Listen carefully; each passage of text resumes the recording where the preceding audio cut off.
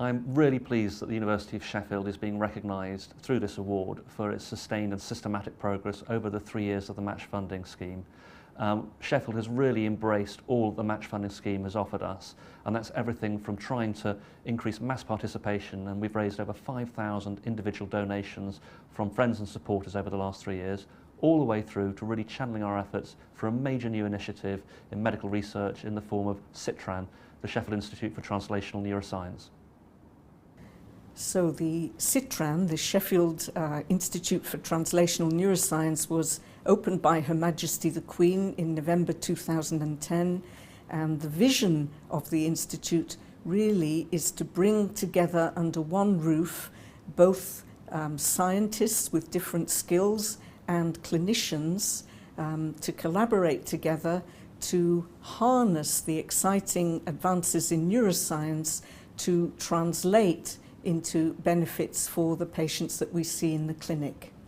So within CITRAN, we study neurodegenerative diseases. My main interest is motor neuron disease and the childhood form of motor neuron disease known as spinal muscular atrophy. But other groups of talented researchers within the Institute work on the other common neurodegenerative disorders, particularly Alzheimer's disease and Parkinson's disease. Well, I think CITRAN's a terrific example of how match funding did enable us to do things we could have never done without it. It's a combination of first the university seeing an important area of neuroscience and motor neuron disease, wanting to do things about it because it had such wonderful staff. It had then the possibility of donors who were willing to commit their own funds and their own passion to helping solve these problems. Combined then with the match funding, we were able to build this institute.